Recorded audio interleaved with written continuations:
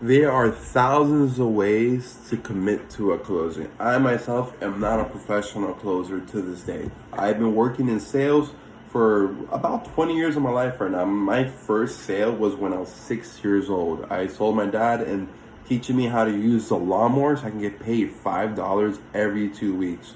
And from there, that grew to something where I cut the grass for my neighbors. And then I started doing stuff with a weed whacker and started planting more trees. And then I started doing some more landscape designing around the house and even for other neighbors and whatnot. So one sale can end up being a ripple effect to certain things, but a sale, what it really entails to is the closing. The closing is the most important thing of everything. And every depending on the product you're selling, the service you may be selling, the industry you may be involved in, the time frame of when the sale must be done with depends on the type of closing that's necessary in order to make that happen. Because at the end of the day, a lot of people get nervous at the close. They don't ask for the closing documents or whatever it may be because of fear. And a lot of times it's not just necessarily about a fear, it's just that you don't know what to say or what to do. And so that becomes a large concern. So very, very simple. Now, I'm not here to teach you how to close, not in this video. And other videos I will teach you how to close with what I've learned. Very simple things, simple psychology.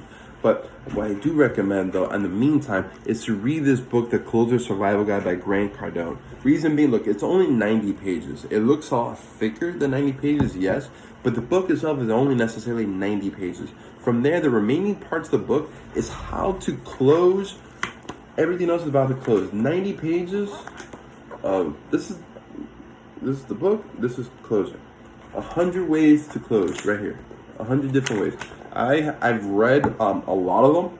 I've forgotten some. And this is a book that you don't necessarily read once. You read this 300 times in a year because you read 4, 5, 6 sections, every day, and then you go back and then you go back and forth, and you do this for X amount of years because this is simply to teach you how to close in multiple different scenarios. That's the whole point about it.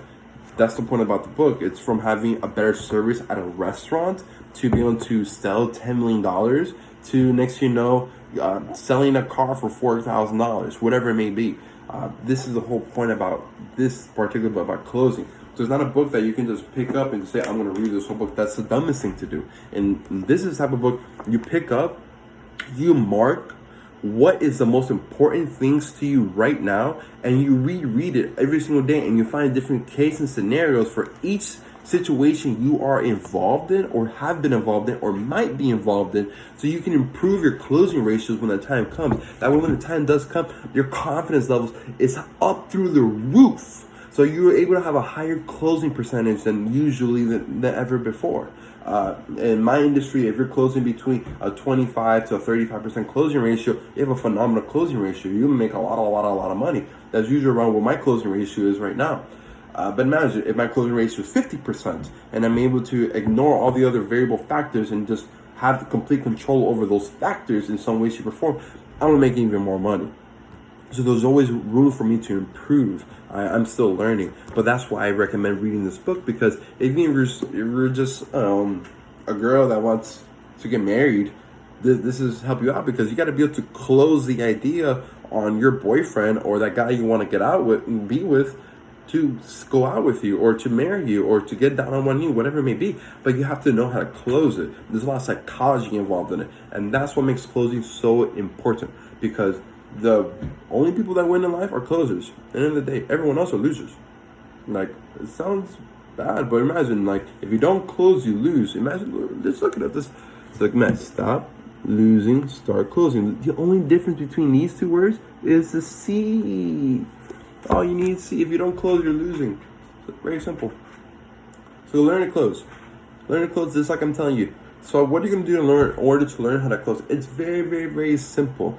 You're going to scroll down to the bottom and you're going to click that little arrow button, and then you're going to share this video with someone else. And while you're sharing, you're going to like this video, because you're already developing into that psychology of doing it anyways. And as you like it and you're sharing this video and you're laughing with me because you're actually doing what I'm saying, you're going to write a comment saying, wow, he actually fooled me. This made a lot of sense. You're going to share it with someone else with something funny, saying like, this guy actually got my ass. And then from there, you're going to click that submit button.